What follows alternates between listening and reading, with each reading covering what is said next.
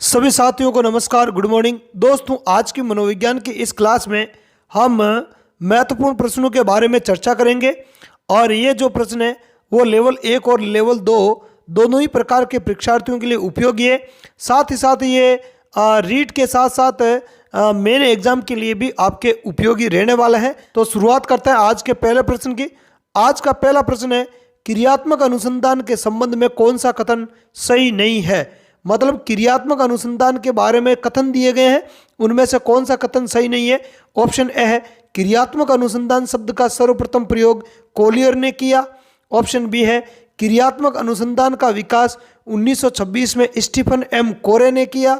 Option C है, शिक्षा जगत में क्रियात्मक अनुसंधान को स्थायी रूप 1953 में स्टीफन एम कोरे ने दिया। ऑप्शन डी है, क्रियात्मक अनुसंधान में समस्या स्थानीय एवं व्यवहारिक होती है।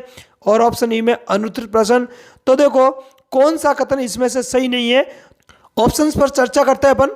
ऑप्शन ए, क्रियात्मक अनुसंधान शब्द का सर्वप्रथम प्रयोग कोलियर ने किया था, बिल्कुल सही बात है। लगभग द्वितीय विश्व युद्ध के समय कोलियर ने क्रियात्मक अनुसंधान शब्द का प्रयोग किया था।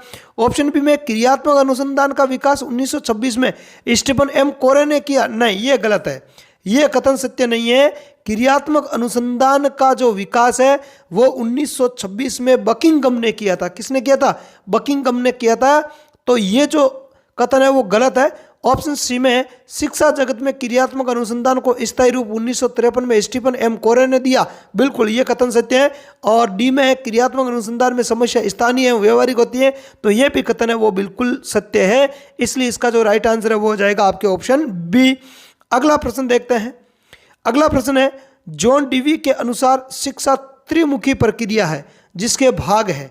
देखो, जॉन डीवी ने शिक्षा को त्रिमुखी माना है। आगे बात समझ में, मतलब शिक्षण प्रक्रिया को त्रिमुखी माना है और इसके 3 भाग या 3 अंग बताए हैं। जबकि एडम्स जो है, एडम्स ने शिक्षण प्रक्रिया को द्विमुखी माना है। कितने मुखी? द्विमुखी माना है। और उसने उसके 2 भाग बताए थे, एक शिक्षक और एक शिक्षार्थी, है ना, इसलिए द्विमुखी माना। तो जॉन डीवी ने शिक्षा को त्रिमुखी मानते हुए 3 भाग बताए, तो वो 3 भाग कौन कौन से हैं? ऑप्शन ए, शिक्षक शिक्षार्थी एवं विद्यालय। ऑप्शन बी, शिक्षक शिक्षार्थी एवं पाठ्यक्रम। ऑप्शन सी, पाठ्यक्रम विद्यालय एवं शिक्षक। ऑप्शन डी, शिक्षार्थी विद्यालय एवं पाठ्यक्रम। और ऑप्शन ई में है अनुत्तरित प्रश्न। तो इस प्रश्न का जो राइट आंसर है वो हो जाएगा आपके ऑप्शन बी, शिक्षक शिक्षार्थी एवं पाठ्यक्रम। तो ये तीनों आपस में एक दूसरे से क्या होता है? अंतर संबंधित होता है। और जॉन डीवी ने इस प्रकार शिक्षण प्रक्रिया को त्रिमुखी माना था। अगला प्रश्न है, पाठ्यचर्या का निर्माण किसको दृष्टि में रखकर करते हैं? ऑप्शन ए है समय। ऑप्शन बी है शिक्षक। ऑप्शन सी में है शिक्षार्थी। ऑप्शन डी में है उपर्युक्त सभी। और ऑप्शन ई में अनुत्तरित प्रश्न। तो देखो, पाठ्यचर्या का जो निर्माण है वो शिक्षार्थी को दृष्टि में रखकर बनाया जाता है, ध्यान रखना है ना। पाठ्यचर्या का निर्माण शिक्षार्थी के दृष्टिकोण के आधार पर बनाया जाता है। अगला प्रश्न देखते हैं, जीवन मूल प्रवृत्ति एवं मृत्यु मूल प्रवृत्ति का सिगमंड फ्राइड के अनुसार क्रमशः प्रतीक है। मतलब जीवन मूल प्रवृत्ति का क्या प्रतीक है और मृत्यु मूल प्रवृत्ति का सिगमंड फ्राइड के अनुसार क्या प्रतीक है ना। ऑप्शन देखते हैं। ऑप्शन ए, अनुभव एवं भावना। ऑप्शन बी है निर्माण एवं ध्वंस। ऑप्शन सी है इच्छा एवं संतुष्टि। ऑप्शन डी है ऊर्जा एवं विनाश। ऑप्शन ई में है अनुत्तरित प्रश्न। तो इस प्रश्न का जो राइट आंसर है वो हो जाएगा आपके ऑप्शन डी, ऊर्जा एवं विनाश। देखो, जीवन मूल प्रवृत्ति का जो संबंध वो ऊर्जा से होता है, अर्थात निर्माण से होता है। किससे होता है? निर्माण से होता है। और जो मृत्यु मूल प्रवृत्ति जिसमें होती है उसका जो संबंध है या उसका जो प्रतीक है वो विनाश से होता है। किससे होता है? विनाश से होता है। जीवन मूल प्रवृत्ति होती है उसको सिगमंड फ्राइड ने क्या नाम दिया था? इरोज नाम दिया था। क्या नाम दिया? इरोज। और मृत्यु मूल प्रवृत्ति को सिगमंड फ्राइड ने क्या नाम दिया? थेनाटोस नाम दिया था। क्या दिया था? थेनाटोस नाम दिया था। तो जीवन मूल प्रवृत्ति का संबंध ऊर्जा से होता है और मृत्यु मूल प्रवृत्ति का संबंध विनाश से होता है।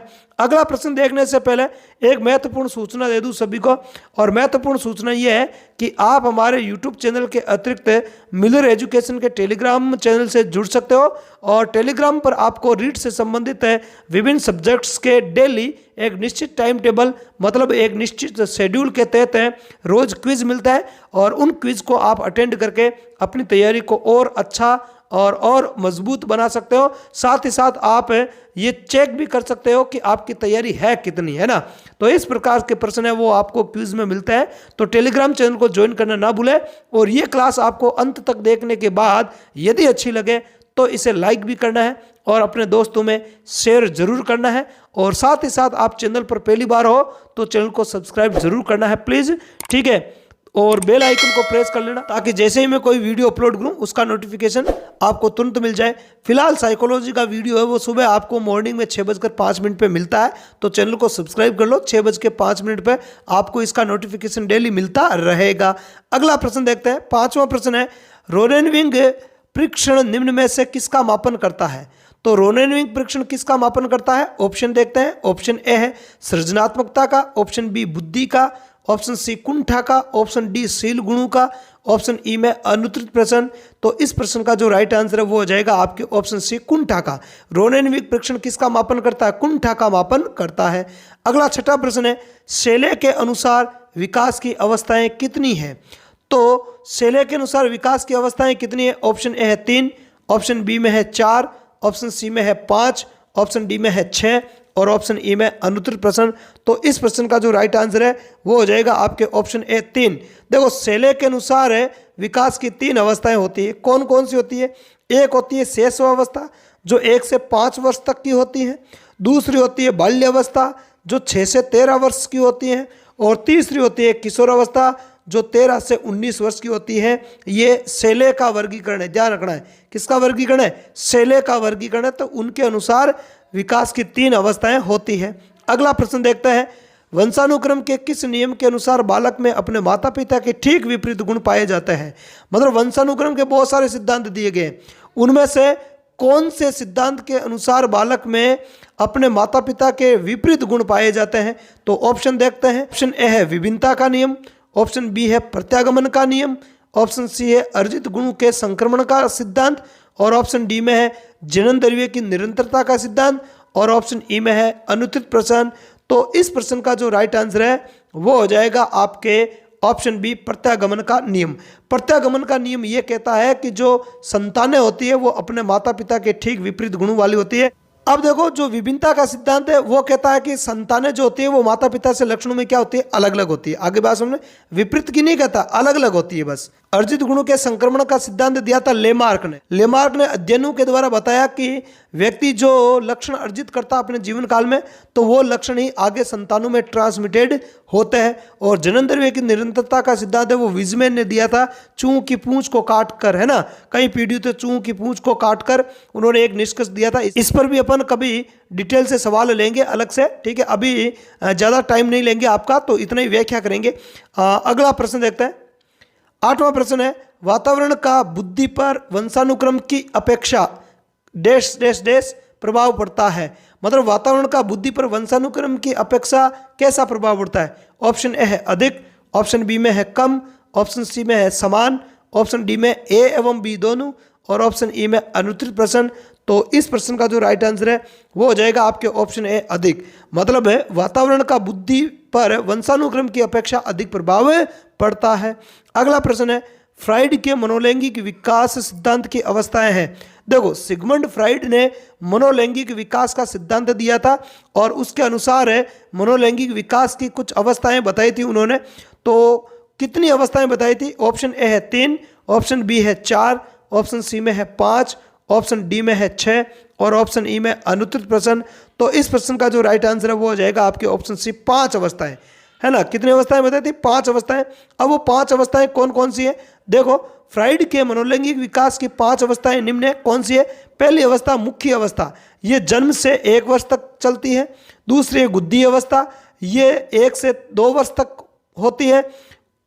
तीसरी है लैंगिक अवस्था जो 3 से 6 वर्ष तक की होती है। चौथी अदृश्य अवस्था या सुप्तावस्था जो 6 से 12 वर्ष तक चलती है, और पांचवी है जननेंद्रिय अवस्था जो 12 वर्ष के बाद चलती है। तो ये फ्राइड के मनोलैंगिक विकास की 5 प्रमुख अवस्थाएं हैं। अगला और आज का अंतिम प्रश्न है, चाइल्ड स्टडी समिति की स्थापना किसने की? मतलब चाइल्ड स्टडी सोसाइटी जो है इसकी स्थापना किसने की थी?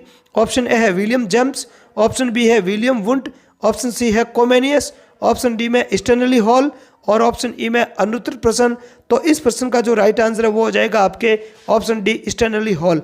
स्टैनली हॉल ने चाइल्ड स्टडी सोसाइटी की स्थापना की थी अमेरिका में, है ना, और चाइल्ड वेलफेयर ऑर्गेनाइजेशन भी चलाया था उन्होंने अमेरिका के अंदर। ठीक है, इनको बाल अध्ययन आंदोलन के प्रवर्तक भी माना जाता है। किसका? बाल अध्ययन आंदोलन चलाया था अमेरिका में, तो इसका जनक भी इनको माना जाता है। और इन्होंने एक एडोलसेंस पुस्तक भी लिखी थी। कौन सी पुस्तक? एडोलसेंस, किशोर अवस्था नामक पुस्तक भी इन्होंने ही लिखी थी। तो आज की क्लास में इतना ही। क्लास यदि आपको अच्छी लगी है तो इसे लाइक करके अपने दोस्तों में ज़रूर शेयर करना है, और चैनल पर आप नए हो तो चैनल को प्लीज़ सब्सक्राइब कर लेना है, और साथ ही साथ बेल आइकन को प्रेस कर लेना है, ताकि साइकोलॉजी की क्लास जैसे ही मॉर्निंग में 6:05 पर अपलोड होती है आपके पास तुरंत उसका नोटिफिकेशन मिल जाए। तो आज की क्लास में इतना ही। कल मॉर्निंग में 6:05 पर फिर आपसे मुलाकात करेंगे। तब तक के लिए धन्यवाद। जय हिंद।